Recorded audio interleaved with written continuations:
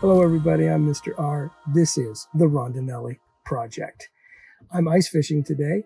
It's been 1 year since I fell, well, almost a year. Next Sunday will be February 8th, and that was the day that I fell and damaged my shoulder, needed open shoulder surgery, 8 months in physical therapy, but we're back, which is a good thing. I will tell you though, for those of you maybe that are going to try ice fishing, or you get a little lazy like I did, always wear your ice creepers. I didn't, and I paid the fatal price. I lost everything for a year. I have a video about that, but that's neither here nor there. Today we're trying to catch some trout, and I'm back. And I must say I was a little nervous at first, but that's all gone now. So they're a little slow, they're not hitting right now, but hopefully they'll pick up and we'll see what happens. So stay tuned. My apologies. I had a little bit of pilot error. I didn't get the camera started on time to catch the hook set and bringing it up out of the hole. I really wanted to get that, but this is what I got instead. Well, we got one, and that's not too bad. We'll take that. He's a nice one. Steelhead rainbow.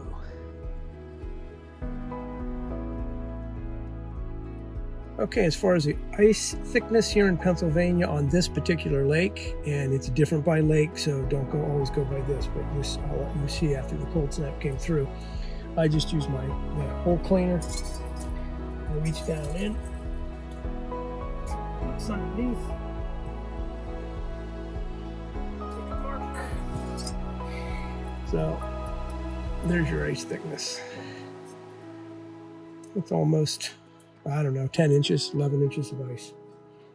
So now it's not solid ice the whole way, but it's good enough that, 4 inches for safety, but we got plenty of ice. There's a lot of snow on top of the ice, though. We got a lot of snow here from that last storm.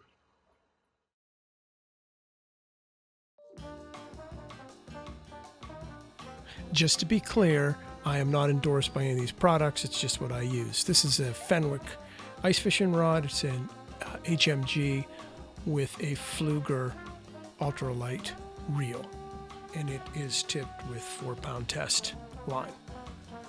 And this here just gives you a little better close-up look at the reel and the rod itself. They're very nicely made. They have cork handles, and they have a loop to attach your jig to when you're not fishing, keep everything nice and neat. And I decided this year to buy some rod holders to hold them. I'm kind of stepping up a little bit, but you don't need these. It's just what I use. And here's exactly what I'm using: a tripolymer crappie line. It's advanced monofilament. It's 4-pound test, and I use camo because the lake I'm fishing has a lot of vegetation, and it just kind of disappears in the water.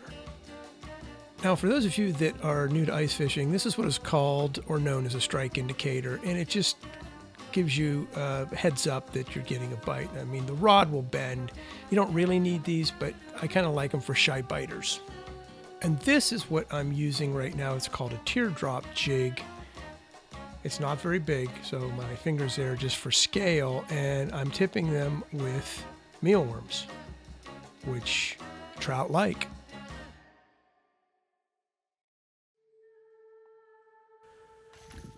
Fishing isn't always like you see on television, where they catch a fish on every cast, or every time they put something down the hole if they're ice fishing. Sometimes it doesn't go like you plan. I spent 2 days filming this video of ice fishing, and some days you catch a lot and some days you don't. I only caught a couple trout over a couple days. I missed a few, but that really wasn't the point of this video. It was to show you the technique and how. And there's all different techniques. But here's how it went down. You can see here I got a hit. It didn't turn out exactly how I wanted to get more footage for you, the viewer, but I caught him here, and then the reality of real life fishing. Oh, he got off. That happens. Just the way it is. But this one is probably the most bizarre, and some days things don't go well. I caught this trout, and because I wanted to have good footage, but when I set the hook, I caught my stand. And then you can see it flying around, and then the trout goes over and he hooks my other rod. And that made it even more complicated. So as I try to get the fish out of the hole, it wants to pull my other rod down the hole, as you'll see here in just a second.